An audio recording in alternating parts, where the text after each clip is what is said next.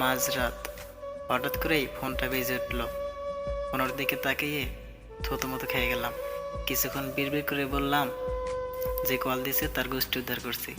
হঠাৎ করে ফোনটা কেটে গেল। কেটেছে কতক্ষণ পরে আবার কলটি বেজে উঠলো।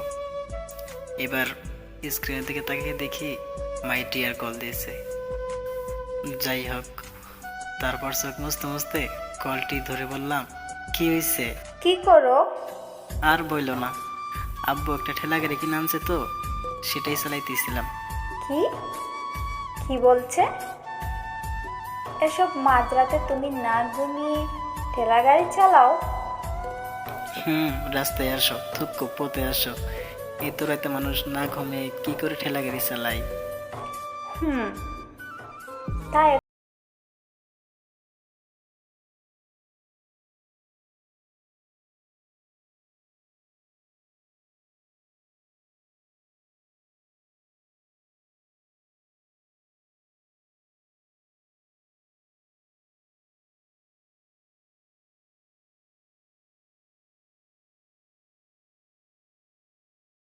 হয়ে গেছে। কি লিপস্টিক ব্যবহার করো? হ্যাঁ, এই জিসান, চুপ থাকো। তুই তোর থেকে আমার লিপস্টিক সুন্দর। সুন্দরী তো, তবে আমার পেটটা খারাপ করে দিছে। যা, কথা নাই। এই যা, কলটা কেটে দিল। কিন্তু এত রাত জেগে কি করে? আবিরের সাথে আবার সেট করে না তো। যাই হোক, আমি এবার ঘুরে কল দিলাম। সঙ্গে সঙ্গে রিসিভ হলো। রিসিভ করে চুপ করে রইল, দুজনে চুপ। কিছুক্ষণ পরে জান্নাত বলল, তোমাকে অনেক দেখতে ইচ্ছে করছে, একবার আসবে আমার বাড়ির সামনে? হাই হাই, এত রাতে যদি ভূতে ধরে? ওকে, নীলয় বাইকে নিয়ে আসো। আরে না, একাই আমি মিশন জয় করব, তবে হারামিকে সঙ্গে নিব না। তো আসো। আমাদের বাড়ির থেকে জান্নাতের বাড়ি 4-5 বাড়ি ফাঁকেই।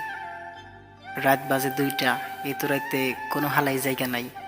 যারা জেগে আছে তারা নাম্বার 1, যারা সেকা খায় বেকা হয়ে গেছে, আর নাম্বার 2 আমার মতো ছাগলেরা।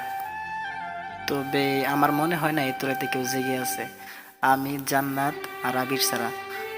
আবির বেটা রাত জেগে কার্টুন দেখে হেব্বি, তাই ওই বেটা জেগে আছে। যাই হোক, ওই বেটাকে সঙ্গে নেব না। আমি একাই বীর পুরুষ হয়ে বাড়ির থেকে বের হয়ে গেলাম। কিন্তু ঝামেলা বাজলো রাস্তায়। বট গাছ নিয়ে দাদির মুখে শুনছিলাম বট গাছে নাকি ভূত থাকে। তবে এখন যদি আমাকে ভূতে ধরে একটা পরিবেশে নিয়ে যায়, তবে আমার কি হবে? এই সব ভাবতে ভাবতে জান্নাতের বাড়ির সামনে গেলাম। গিয়ে দেখি দারোয়ান চাচা গেটের সামনে খাড়া হয়ে ঘুমাইতেছে। এ বেটা ঘোড়া নাকি যে খাড়া হয়ে ঘুমায়? জান্নাতের বাপ হইল ভিলেন মিশা সদাগরের মতো। যদি আমার শ্বশুর না হতো না, ওই বেটাকে গুলি করে মারতাম। কেন মারতাম সেটা না হয় অন্যদিন শুনবেন। যাই হোক, বাড়ির সামনে গিয়ে জান্নাতকে কল দিলাম। কল দেওয়ার সঙ্গে সঙ্গে জান্নাত বলল, কই তুমি? জমের সামনে দাঁড়িয়ে আছি, জমদূত ঘুমাইতেছে। এই জমালেই মানে আমি আমাদের বাড়িতে আসতে বললাম। আরে বাবা, আমি তো তোমাদেরই বাড়ির সামনে। এই শয়তান, আমাদের বাড়ি জমালয়েল আর আমার আব্বুকে তুমি আবার জম বলছো? যাও, কথা নাই। দেখো বোন, থুকু বউ, অনেক বট গাছ রাত জয় করে এসেছি। এখন যদি না আসো তাহলে কিন্তু আমি কাছের জানালে ঢেল মারবো। তোমার কিপটা বাপ টাকা খরচ করবে না। আসছি। জান্নাত চলে আসলো ব্যালকনিতে। আমি রাস্তার পাশে কদম ফুল গাছের নিচে বসে আছি। সাদা জামা পরে জান্নাত আসলো। জান্নাতকে দেখে আমি দাঁড়াইয়া বললাম, একদম জান্নাতকে দেখে হুড়পুরির মতো লাগছে। এই, আমাকে কেমন লাগছে? মুখের উপর কোনো আলো পড়েনি। তোমাকে দেখতে একদম লাল পেতনির মায়ের মতো লাগছে। দাঁড়াও ফাজিল কোথাকার, মুখে প্লাস দিচ্ছি। জান্নাত মোবাইলের লাইটটা তার মুখের দিকে ধরলো। আমি ঘর লাগা দৃষ্টিতে তার দিকে তাকিয়ে আছি। জান্নাত বলল, দেখা হয়েছে? হাত লেগে গেল? না। মাফ করলাম। হুম এখন একটু রোমান্টিক করে প্রপোজ করো তো। করতেই হবে? হুম হুম। ওকে ঠিক আছে, তুমি আমার 11 বেবির মা হবা। জানোই তো, তাই তারপরে ফ্রি ফায়ার খেলে না কোনো লোক নাই, একটা ফ্রি ফায়ার টিম বানাবো, ঠিক আছে?